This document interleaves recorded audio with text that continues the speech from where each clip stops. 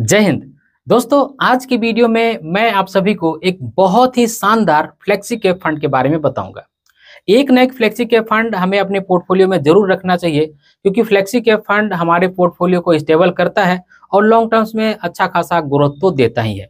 लेकिन जब flexi cap fund या फिर किसी भी फंड को चूज करने की बारी आती है तो लोग कई तरीके इस्तेमाल करते हैं। कई लोग टेक्निकल पैरामीटर्स की मदद से फंड चूज करते हैं, कई लोग पास्ट रिटर्न के बेस पर भी फंड का सिलेक्शन करते हैं। तो आज के वीडियो में मैं आप सभी को पास्ट रिटर्न के बेस पर एक बहुत ही शानदार फ्लेक्सी कैप फंड के बारे में बताऊंगा, जिसमें अगर आप चाहें तो निवेश करके लॉन्ग टर्म्स में अपना वेल्थ बना सकते हैं। तो आज की वीडियो हमेशा की तरह बहुत इन्फॉर्मेटिव होगी, इसलिए मैं रिक्वेस्ट करूंगा आप सभी से कि इस वीडियो को अंत तक जरूर देखिएगा।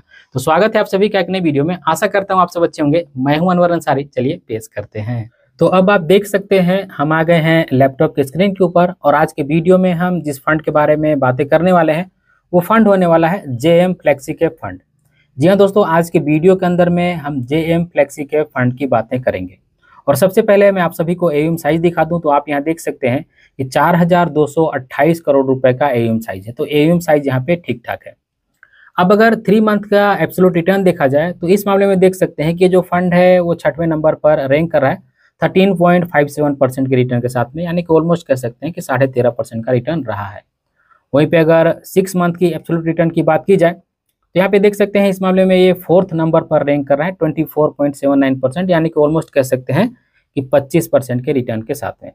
वहीं पे अगर 1 साल का एब्सोल्यूट रिटर्न देखा जाए तो इस मामले में देख सकते हैं कि ये दूसरे नंबर पर रैंक कर रहा है 59.90% के रिटर्न के साथ में, और जो पहला वाला फंड है उसका 60 यानी कि 60% रिटर्न है। तो दोनों में बहुत ज़्यादा अंतर नहीं है, आप कह सकते हैं कि नेक टू नेक है, लेकिन फिर भी ये दूसरे नंबर पर रैंक कर रहा है ऑलमोस्ट 60% के रिटर्न के साथ में। वहीं पे अगर 3 साल की CAGR देखी जाए तो आप देख सकते हैं कि 3 साल के CAGR के बेस पर ये जो फंड है वो पहले नंबर पर रैंक कर रहा है 29.61%, यानी कि 29.5% के रिटर्न के साथ में।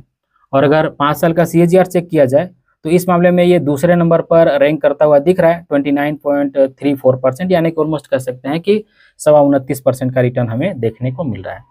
वहीं पे अगर 10 साल की CAGR की बात की जाए तो आप देख सकते हैं कि 10 साल के CAGR के बेस पर भी ये जो फंड है वो दूसरे नंबर पर रैंक कर रहा है 19.77% के रिटर्न के साथ में, यानी कि ऑलमोस्ट कह सकते हैं कि 20% का रिटर्न इस फंड का रहा है 10 साल का, अगर हम रिटर्न चेक करें तो अगर परफॉर्मेंस के बेस पर कोई फंड सेलेक्ट करना है हमें दोस्तों, तो उस मामले में देख सकते हैं कि लगभग पैरामीटर्स पर ये जो फंड है वो अच्छा परफॉर्मेंस करते हुए हमें दिख रहा है। अब हम स्टॉक्स की होल्डिंग भी चेक कर लेते हैं कि कितना स्मॉल कैप में होल्डिंग है, कितना मिड कैप में है और कितना लार्ज कैप स्टॉक्स में होल्डिंग है। तो सबसे पहले आप ये देखिए कि ये जो जेएम फ्लेक्सी कैप फंड है, इनके पोर्टफोलियो में फ्लेक्सी कैप कैटेगरी में सबसे ज़्यादा जो होल्डिंग है वो स्मॉल कैप का है। यहाँ पे ये टॉप पर आ रहा है। एक बार फिर से मैं क्लिक करूंगा तो हमारे सामने ऐसे फंड आ गए जिनके पोर्टफोलियो में या तो स्मॉल कैप नहीं है या तो स्मॉल कैप बहुत कम है।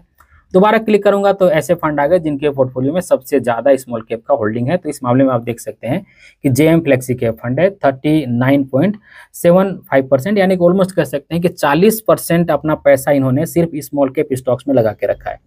स्मॉल कैप स्टॉक्स में इतनी बड़ी इन्होंने होल्डिंग लेकर के रखी है। मिड कैप की बात की जाए तो 16.98%, यानी कि ऑलमोस्ट कह सकते हैं कि 17% का होल्डिंग है। लार्ज कैप स्टॉक्स की बात की जाए तो 41.81%, यानी कि ऑलमोस्ट कह सकते हैं कि 42% की होल्डिंग है। तो बहुत ही अनोखे तरीके से, बहुत ही अच्छे तरीके से इन्होंने अपने पोर्टफोलियो को मैनेज किया है। इन्होंने बीच का जो मिड कैप फंड है इसमें ज़्यादा पैसा नहीं लगाया, सीधे इन्होंने स्मॉल कैप में लगाया और सीधे इन्होंने लार्ज कैप स्टॉक्स में लगाया। तो बड़े ही अनोखे तरीके से अपने पोर्टफोलियो को ये मैनेज कर रहे हैं।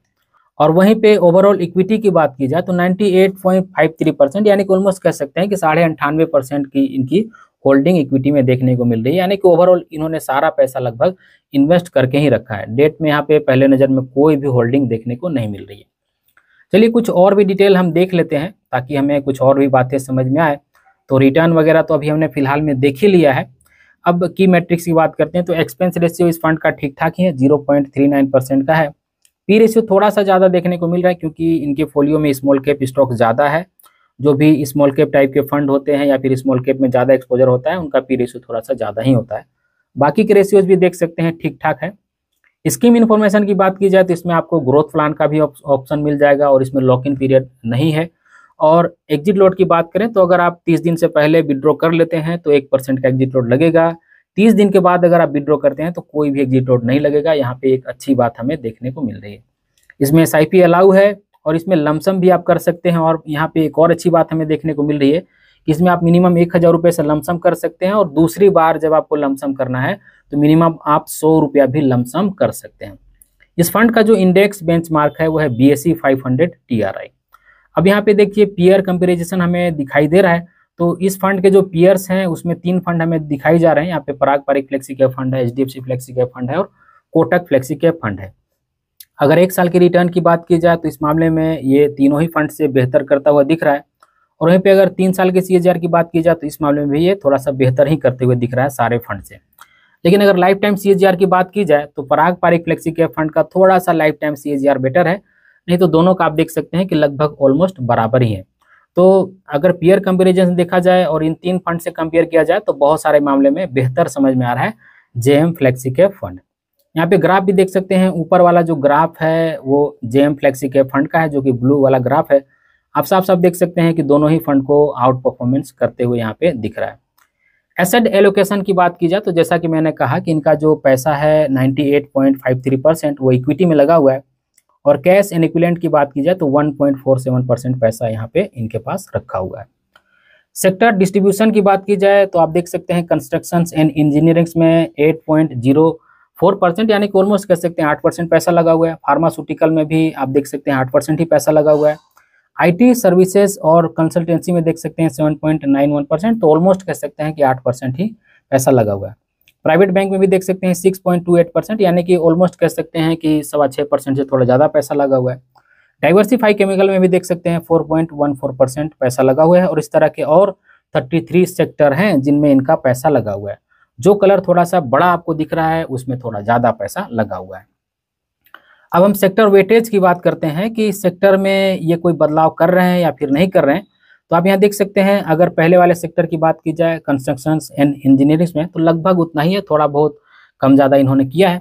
लेकिन अगर बात की जाए फार्मास्यूटिकल की तो आप यहाँ देख सकते हैं कि इसमें इन्होंने मैसिव बदलाव किया है। जून 2023 में 1.84% का एक्सपोजर था जिसे इन्होंने बढ़ा करके अगस्त 2024 में 8% का कर दिया। तो इसमें अच्छा खासा इन्होंने बदलाव किया है। वहीं पे अगर IT सर्विसेज की बात की जाए तो इसमें भी देख सकते हैं ठीक ठाक ये बदलाव कर रहे हैं ज़रूरत के हिसाब से। वहीं पे प्राइवेट बैंक में भी देख सकते हैं कि ठीक ठाक बदलाव कर रहे हैं, यानी कि बदलाव तो लगातार ये कर रहे हैं। डाइवर्सिफाई केमिकल में भी देख सकते हैं इन्होंने एक्सपोजर बढ़ाया है, यानी कि इन्होंने इसमें भी बदलाव किया है। फर्टिलाइजर में भी देख सकते हैं कि जून 2023 में 0 एक्सपोजर था जिसे इन्होंने बढ़ाकर अगस्त 2024 में 3.81% का कर दिया। तो पोर्टफोलियो में ये तो लगातार बदलाव कर रहे हैं और इसी बदलाव की वजह से ही इनको इतना शानदार रिटर्न मिल पाया है। करंट होल्डिंग की बात की जाए तो आप यहाँ पे देख सकते हैं कि बहुत सारे अच्छे स्टॉक्स में इन्होंने होल्डिंग लेकर के रखी है। यहाँ पे देख सकते हैं पहला स्टॉक्स है REC लिमिटेड, दूसरा है L&T यानी कि Larsen and Toubro, doctor Reddy laboratories में भी पैसा लगा है, इन्फोसिस में भी, HDFC में भी, CESC लिमिटेड में भी लगा है, HDFC बैंक में, टेक महिंद्रा में, KEC इंटरनेशनल में, समर्धन मदरसन इंटरनेशनल में भी पैसा लगा हुआ है, ग्रासिम इंडस्ट्री में, वेदांता में लगा हुआ है, पेट्रोनेट LNG में लगा हुआ है, स्टेट बैंक ऑफ इंडिया में भी पैसा इन्होंने लगाया है, अंबुजा सीमेंट में भी पैसा लगाया है। तो इस तरह के बहुत अच्छे जैसे दीपक फर्टिलाइजर में भी पैसा लगाया है, अरविंद में भी पैसा लगाया है। इस तरह के जो मिसिस बैक्टस जो है जो फूड बनाने वाली कंपनी है बहुत ज़्यादा इसके IPO जो है फेमस हुआ था, इसमें भी इन्होंने पैसा लगाया है। तो ओवरऑल आप कह सकते हैं कि बहुत अच्छे स्टॉक्स में इन्होंने पैसा लगाया है। स्टॉक्स का कलेक्शन तो आप देख सकते हैं।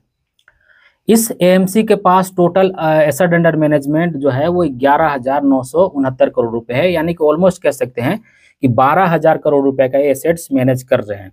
अब सिर्फ ये एक स्कीम में नहीं है, इनके पास जो भी स्कीम है जो यहाँ पे देखने को मिल रहा है कि 15 म्यूचुअल फंड की स्कीम है इनके पास, वो 15 म्यूचुअल फंड की स्कीम को मिला करके टोटल जो एसेट अंडर मैनेजमेंट है वो 12,000 करोड़ रुपए का है। तो ये 12,000 करोड़ रुपए अभी फिलहाल मैनेज कर रहे हैं।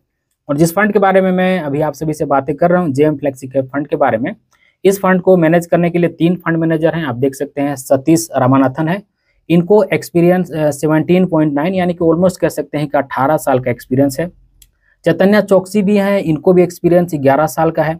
और गुरविंदर सिंह वसन भी हैं, इनको भी एक्सपीरियंस 7 साल का है। तो हमारा जो पैसा है वो एक्सपीरियंस लोगों के हाथ में जा रहा है, एक्सपीरियंस लोग ही हमारे पैसे को मैनेज कर रहे हैं।